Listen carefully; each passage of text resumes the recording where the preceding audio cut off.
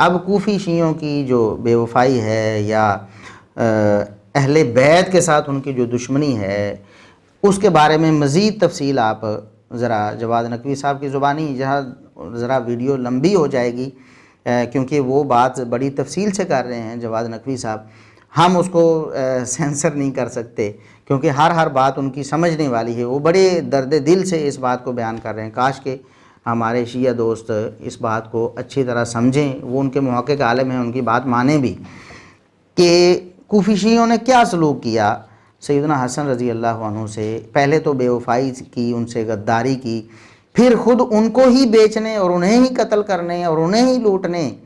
ان کو ہی نقصان پہنچانے کے درپے ہو گئے۔ وہ کون لوگ تھے؟ وہ کوفی شیعہ تھے، نہ کہ سیدنا معاویہ رضی اللہ عنہ کے لشکر کے لوگ،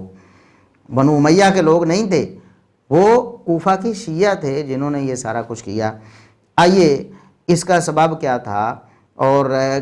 کتنے معاوضے پر انہوں نے سیدنا حسن رضی اللہ عنہ کو شہید کرنے کی یا دشمن کے سپرد کرنے کی کوشش کی کہ ہم یہ معاوضہ لے لیں اور غداری کر لیں، بے وفائی کر لیں، خون بیچ دیں اپنے امام کا یا اپنے امام کو شہید کروا دیں۔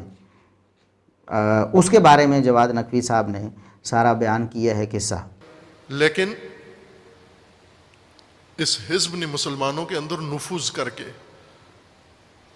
امام حسن کے لشکر کے اندر نفوذ کر کے اس نقشے کو بالکل امام حسن علیہ السلام نے جو،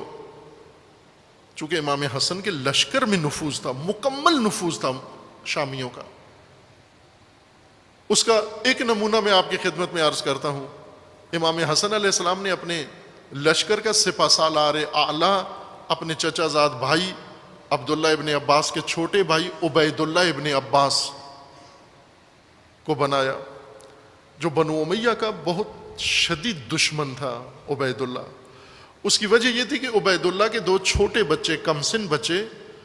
بنو امیہ نے بے دردی سے قتل کروائے لشکر شام نے، بسر ابن ابی ارطات نے۔ جب یہ یمن کے والی تھے امیر المومنین کے زمانہ حکومت میں، امام حسن کی حکومت سے پہلے، وہاں پر شامیوں نے حملہ کر کے اور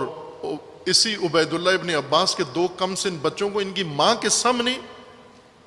خنجر سے، تلوار سے نہیں مارا، بلکہ ان کی ماں کے سامنے ٹانگوں سے پکڑ کے زندہ چیر دیا بیچ میں سے۔ اس طرح سے ظلم کیا۔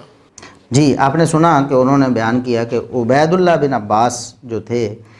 ان کے 2 بیٹے بنو امیہ نے بڑی بے دردی سے قتل کر دیے تھے، اور ان کو تیر اور تلوار سے نہیں بلکہ ان کو ٹانگوں سے پکڑ کر چیر دیا تھا، نعوذ باللہ۔ یہ تو نرا جھوٹ ہے، اس کے بارے میں ہمارا ایک کلپ بھی ریکارڈڈ ہے۔ وہ جو وکیل شیعہ تھے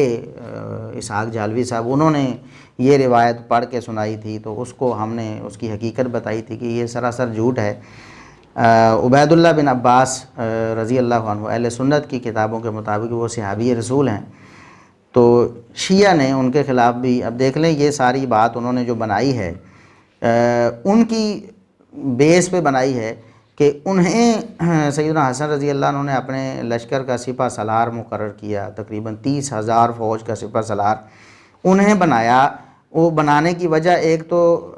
ان کا اپنا بہادری وغیرہ بھی تھی، اور سیدنا حسن رضی اللہ عنہ کے لشکر میں خدمات سر انجام دینا بھی تھا، اور دوسرا خود ان کی ذاتی دشمنی جو بنو امیہ سے ان کے بقول، شیعہ دوستوں کے بقول جو پڑی ہوئی تھی، اس دشمنی کی آگ کو بجھانا بھی یہ ان کے مد نظر تھا۔ اس لیے سیدنا حسن رضی اللہ عنہ نے انہیں مقرر کیا۔ پھر انہوں نے کیا کیا بتانے کا مقصد یہ ہے، ہم اس یہ جو عبارتیں ہم پیش کر رہے ہیں یہ ہمارے شیعہ دوستوں کی کتابوں سے ہیں، ہم انہیں اون نہیں کرتے، کم از کم ہم بتاتے ہیں کہ خود شیعہ کتابوں کے نزدیک بھی، خود شیعہ مصادر میں بھی سیدنا حسن رضی اللہ عنہ کے دشمن اصل میں کون تھے۔ یہ جو انہوں نے پوری ایک کہانی بنائی ہوئی، اسی طرح واقعہ کربلا کی کہانی بھی انہوں نے بنائی ہوئی، وہ بھی ہم آپ کے سامنے رکھنے والے ہیں کہ اس میں بھی شیعہ کا کیا کردار تھا۔ تو یہ کہتے ہیں کہ جب سیدنا حسن رضی اللہ عنہ نے انہیں عبید اللہ بن عباس کو اپنا لشکر کا سپہ سالار بنا دیا اور انہیں کہا کہ آپ ادھر ٹھہریں، میں کوفے سے باقی فوج لے کر آتا ہوں، تو ادھر شامی فوج نے